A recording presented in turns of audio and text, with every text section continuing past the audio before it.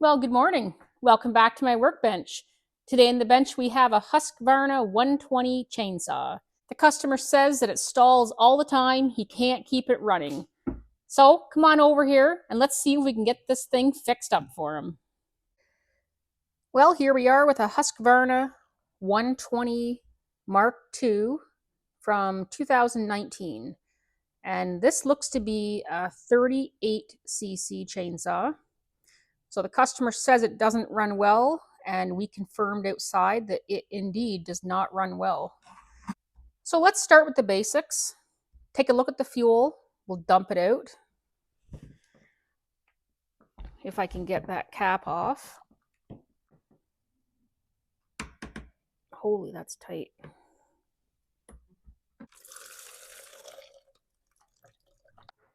There's our fuel sample. There's a bit of dirt in the bottom. It doesn't smell like true fuel, which I know is kind of a pink-red color. This could be Echo Red Armor mix. It smells okay. I don't see any water in it. So if I found a fuel sample that was full of water, that could explain a running issue.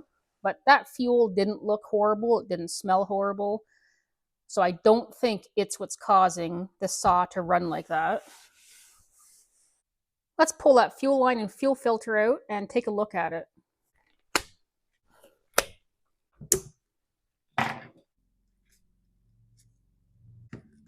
I don't know if that's the original fuel line or if somebody has replaced it.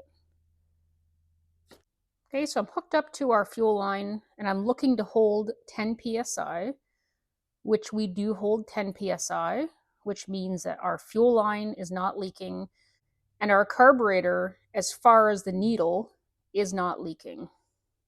I'll just leave that fuel filter out for now. If we repair this saw, we'll end up putting a new fuel filter in it. That one's pretty dirty. I don't like the looks of it.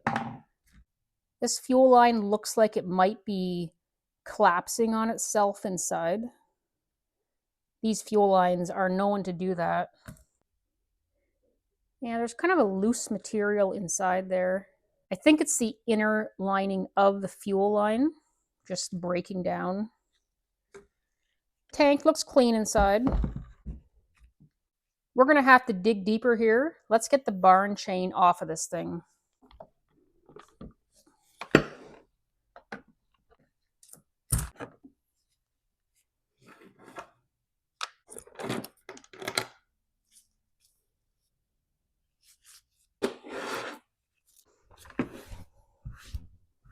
He did say that he doesn't use this saw a whole lot. He uses it once in a while when he needs it. So this thing probably sits around with fuel in it. So I assume we have a fuel issue here. I have assumed things in the past and I was proven wrong, but we are going to find out. All right, so that top cover, let's pull that off.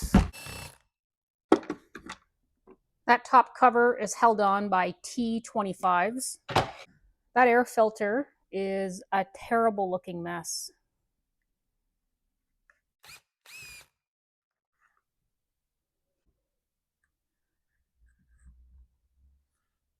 Yeah, it's pretty dirty, I'd say.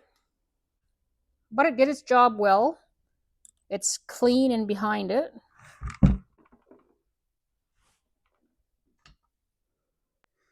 Has an NGK spark plug in it. Looks very oily and sticky. I'll grab my camera and I'll show you down the spark plug hole.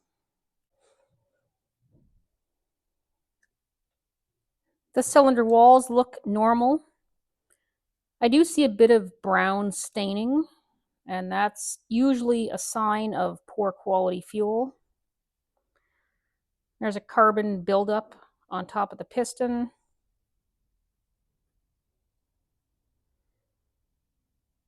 But there's nothing in here that would make this saw run like what we just saw outside. Let's do a compression test.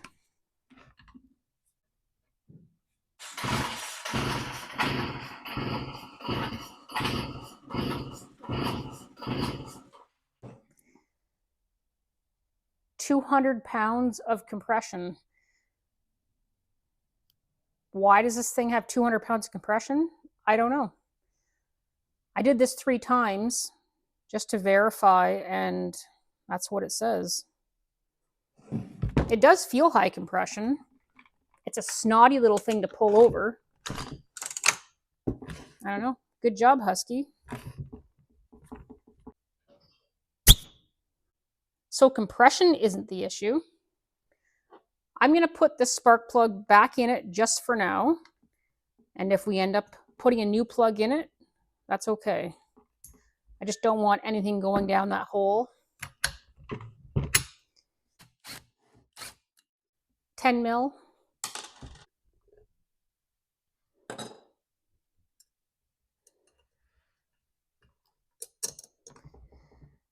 And there's a spark arrestor. And it's clean, so that is not causing us a problem.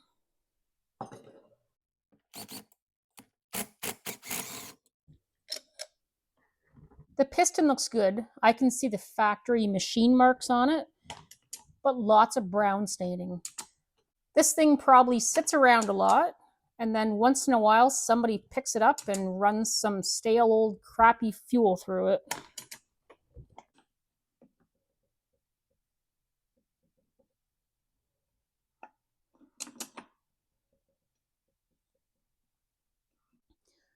Lots of brown staining on that piston. The piston's not scored, it's just stained. Well, I'd like to pull that carburetor off, but that carb is buried. We're going to remove this handle, this handle. We're going to remove a whole bunch of things and get ourselves into that carburetor. First is these 3 pieces of hardware. Okay, next we need to get the trigger out of there. There's a little spring. Move it there, off the peg, and then off the linkage. And there's that out. That just slides out. And now we'll take this handle off.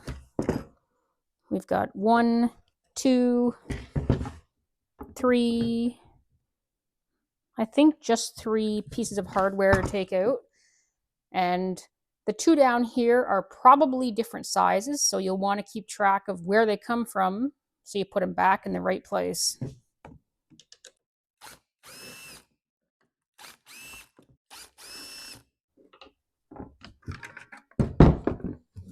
Okay, so there's that handle out of the way.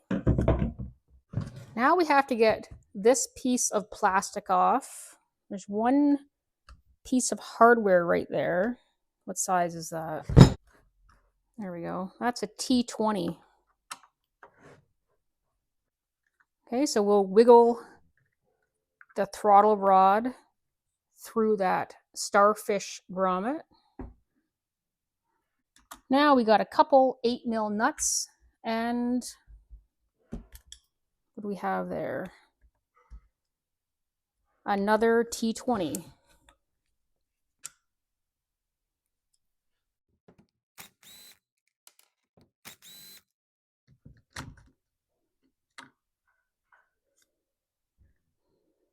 Okay, we'll just flip that over there out of the way. Now all we have left holding our carb on is our fuel line and purge line. Okay, our lines are unhooked, and there's the carb and all of its trinkets. Look at the filth of this carburetor. It's just disgustingly dirty. I don't know if he's cutting with a dull chain, or I've got his chain here. I should take a look at it. Yeah, it's pretty dull. That's an Oregon branded chain. If it won't cut my finger, then it's not sharp. So yes, fine dust stuck to everything. Air filter, carburetor. I just plugged those holes with paper towel and went over to the compressed air and just blew a bunch of the gunk out of here. So I think while we've got the muffler off and we've got the carb off, let's quickly do a pressure vac test and make sure that we're not chasing an air leak. I've chased an air leak in one of these saws before. You may or may not have seen that video already. It was a Husky 240, which is, I think it's the same thing as this, or pretty close to it. And I did a whole bunch of fuel system work to it, and the thing still wouldn't run right. And it was a leaking crank seal. We'll just take the extra couple minutes right now, and we will verify that this crankcase is tight. And if it is, then we are going to zero in on this carburetor. Let's block off the intake. I'm going to use this tool from Husqvarna.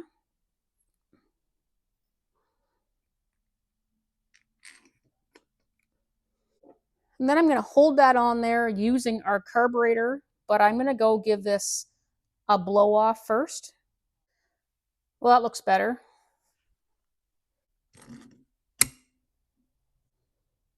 And then we'll use our carb nuts to tighten that down.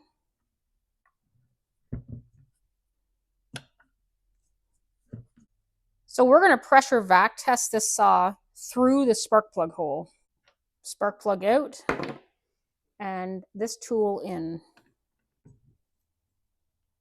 Now we just need to block off the exhaust port. We're going to use our muffler to block it off and a piece of rubber.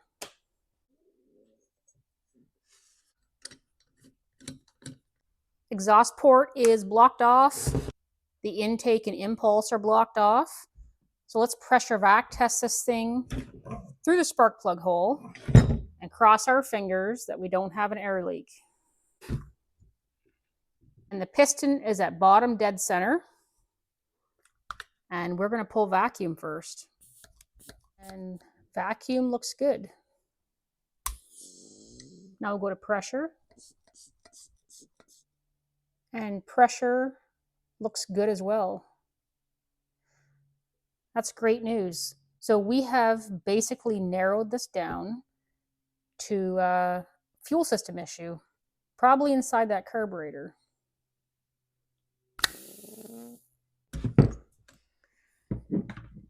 I'll get my pressure vac tools off this saw and we'll move on.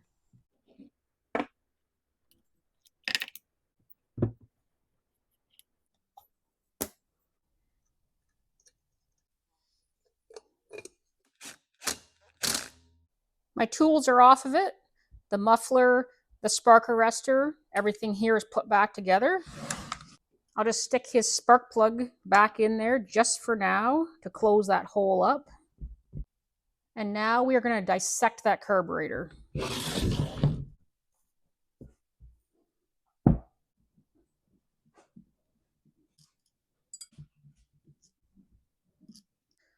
On most carburetors that you see me take apart on a steel, you see me take the fuel pump side off, and then I flip it over and take the metering side off.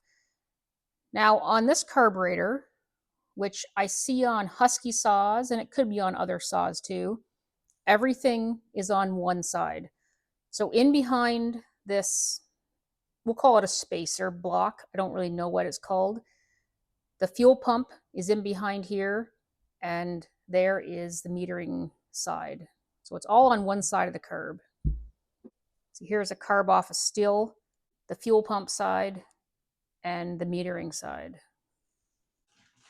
So let's remove this block and we'll have a look at the fuel pump, the micro screen in behind there, and then we'll take a look at the metering side.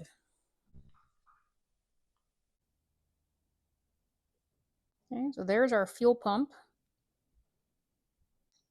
Without taking it off, we can see how distorted it is. It has a pretty good memory, a better memory than I have.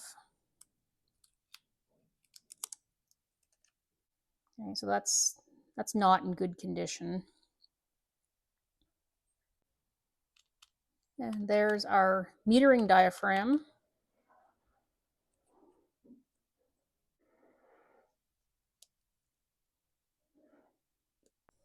And there's our micro screen.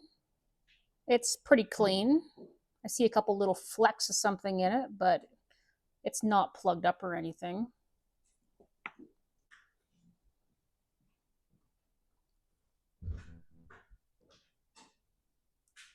So this customer needs some carburetor work.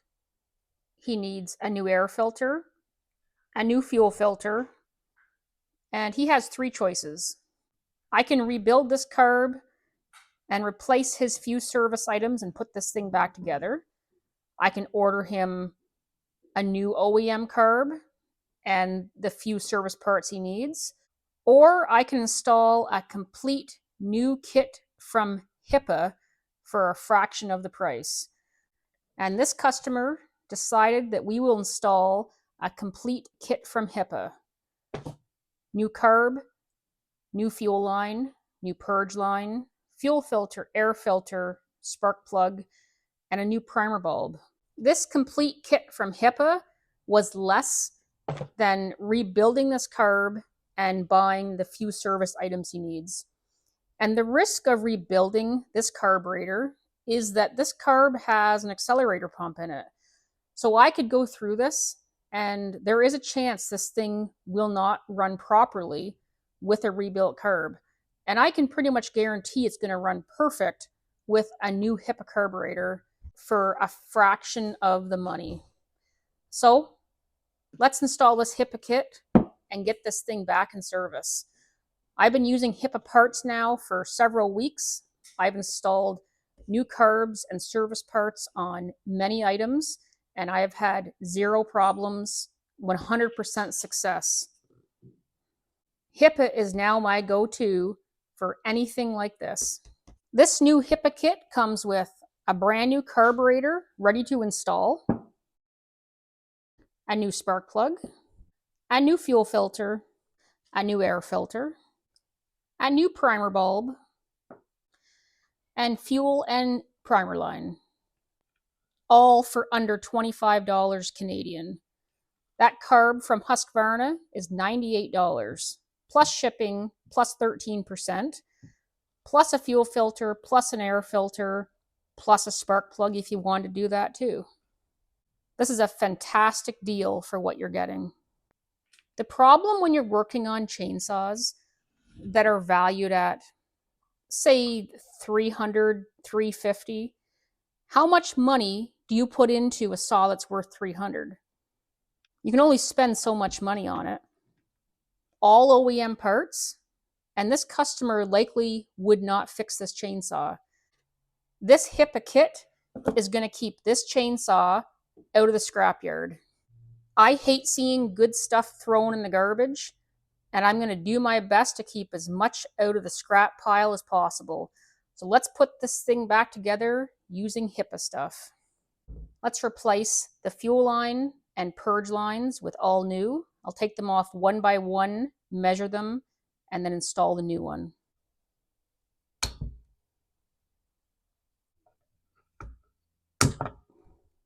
So there's our first purge line. I don't know why it's so long. It only needs to be in the tank about 1 inch. So why this was all there, I don't know. I don't know if that's from the factory or if these have been replaced before. So here's my new piece. I just held it up to the old one and cut it to length. And this side, I cut it quite an angle so it's easier to fit down through the fuel tank.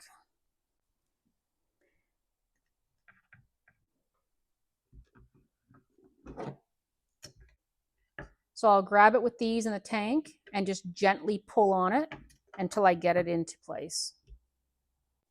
Okay, so that piece is installed, but I'm not going to hook it up yet because we're going to replace that purge bulb. So we'll just leave that hang there, and then we'll do the little piece of purge line off the bottom. Okay, so I'll measure this out and get a new piece for it. The old primer bulb, we'll just pinch it from the back side. There it is. And we'll install the new one that came in our Hipa kit. So when you install your new primer bulb, the longer nipple goes to the top, the short one at the bottom.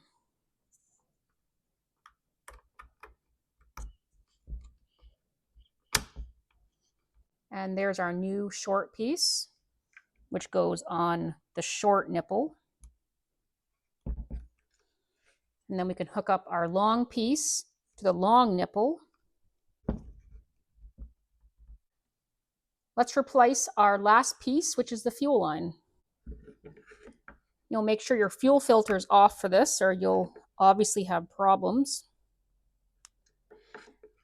And yes, this fuel line is in bad shape.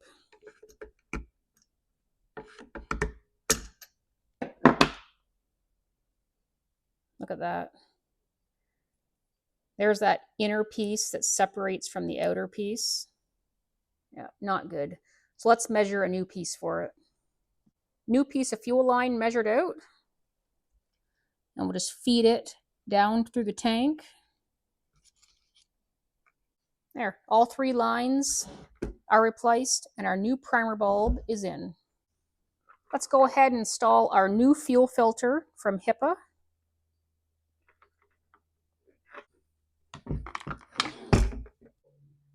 Our new carburetor from Hipa, I'm just going to quickly pressure test it and make sure it's holding 10 psi, which it is.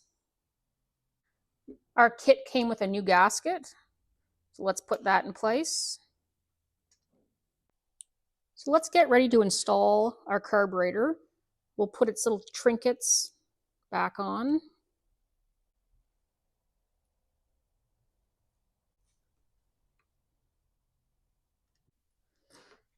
So with our carb back in place, let's hook up our fuel line and our purge line. It's probably easier to do this with the carb just pulled back out of place a bit. Okay, so our fuel line is reconnected over here, and then we'll hook our little purge line right down in here. It's hard to show you that, but it'd be that fitting on the bottom of the carb that I'm attaching my purge line to. Then we'll push it back in, making sure that we're not pinching any lines. Okay, that looks good. Now we're going to reinstall this black plastic piece. So we're going to slide it on and watching that we're not pinching any of our lines. This fuel line that runs across the bottom here, just make sure it's out of the way. And you have to get your blue choke lever here below the off button. And once everything's in place, it should just slide right on. We'll put our few pieces of hardware back in. We've got these 2 8mm and this screw, which I believe was a T20.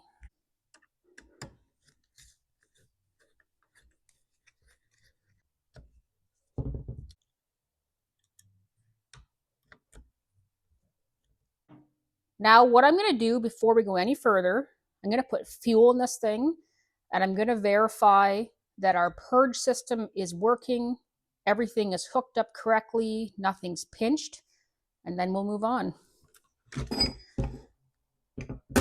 So if you haven't already installed your fuel filter, you can install that now. And let's put some fuel in this thing.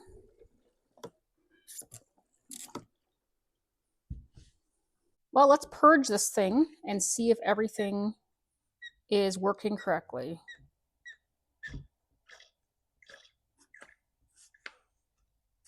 There comes our fuel.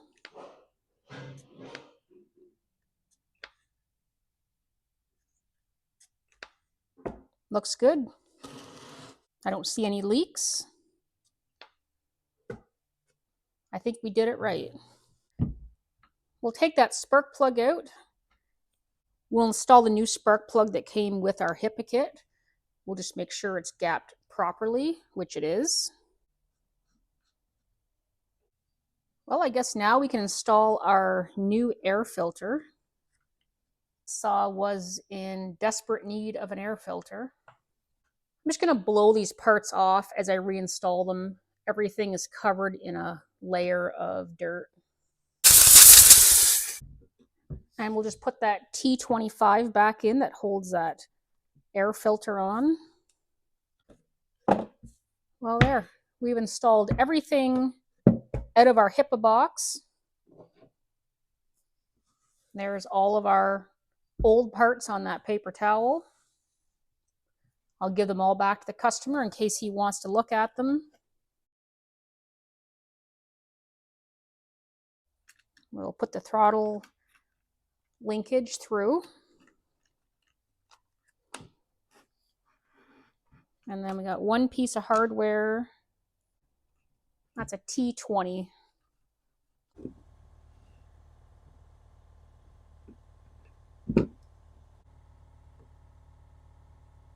So we have two pieces of hardware in the bottom of the saw for the handle, a long one and a short one. I took one of these saws apart recently, and that short screw came out of here, and the long screw came out of back here. But this saw was the opposite. I went and looked this thing up online, and from what I can see, it looks like the short screw goes back here. So that other saw, maybe it was put together incorrectly or somebody had already had it apart. So I'm going to put the short screw in the rear hole here. It's going into that AV spring.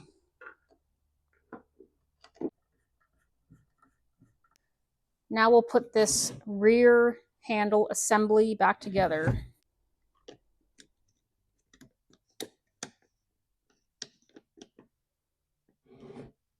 That piece just sits in there on that orange peg.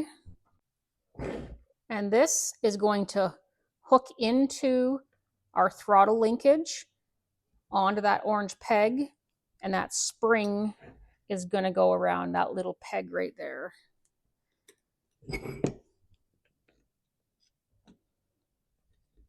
There. So we're on the linkage, on the peg, and the spring is back there.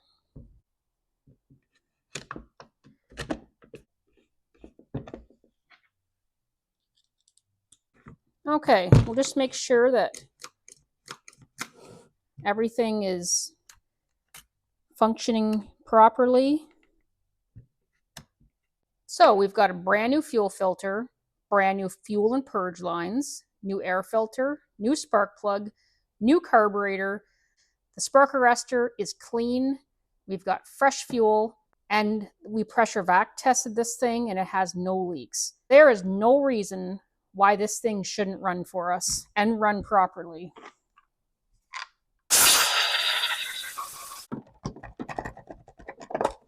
I've had such good luck with these Hipa carbs.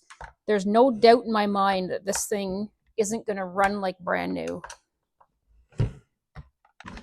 Okay, the lid's fastened down. We've already put fuel in it. Let's just check and see if there's bar oil in it. There is bar oil in it. So we can verify out there that it's oiling at the same time. This Hipa kit also came with the carb adjusting screwdriver. So we're going to start out with the high and the low, both a turn and a half out from lightly seated. If we need to adjust it, we will. Your adjustments could differ from my adjustments depending on your elevation. Meet me outside.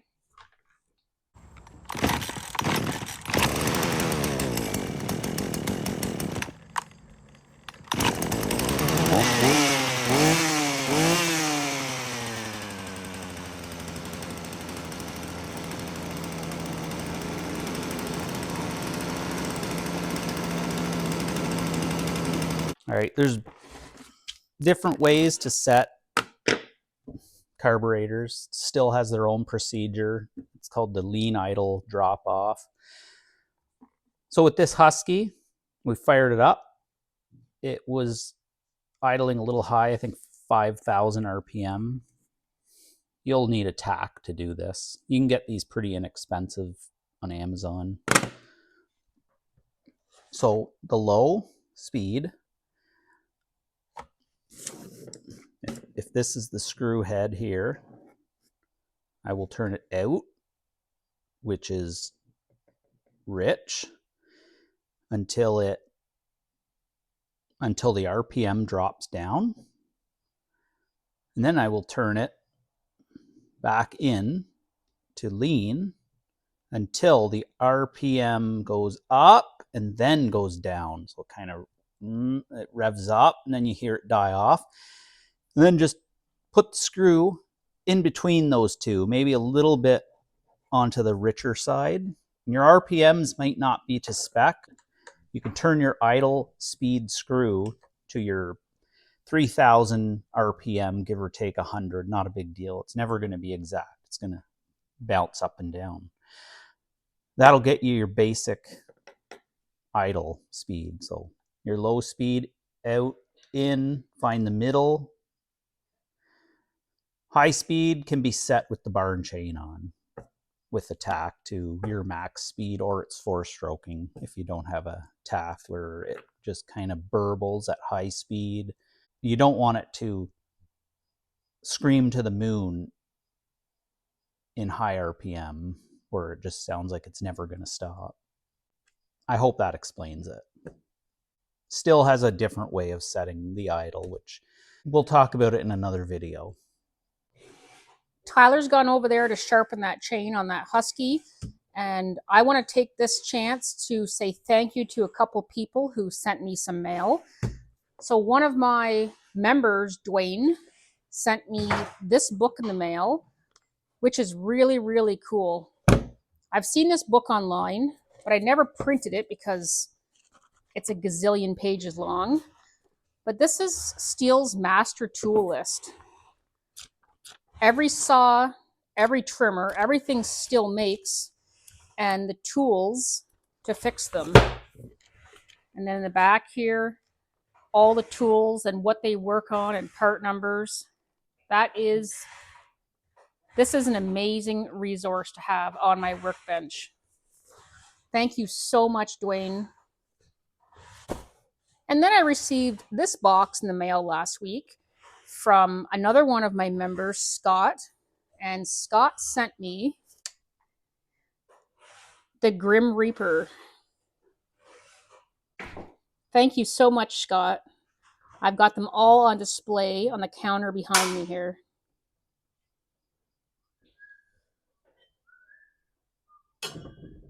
How cool is that?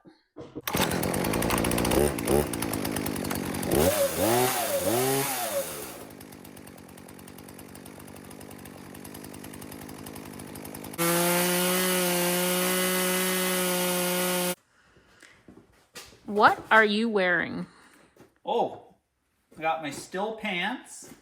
I got my Echo shirt. I got my Dalmar gloves. Good luck finding a set of these. And my Stihl hat, helmet. Are you brand loyal? Not at all. Nice gloves. Nice pants. Nice hat. And grab my Husky saw.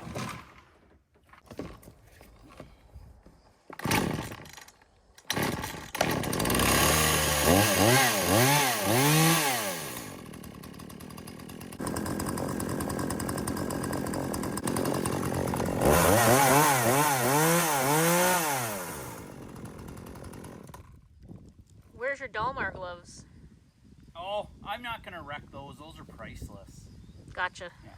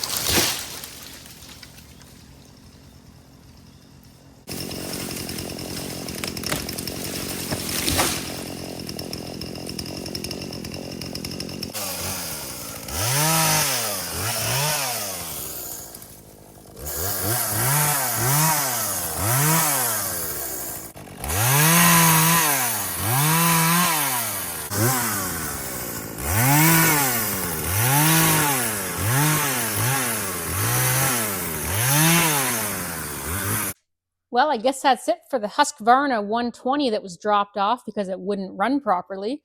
Tyler's out there cleaning up that tree, and I'm going to move on to the next chainsaw. So that's another chainsaw saved from the scrap pile, thanks to Hipa. Up next, I'm going to start working on the Stihl MS250. Thank you so much for watching, and I can't wait to see you next time.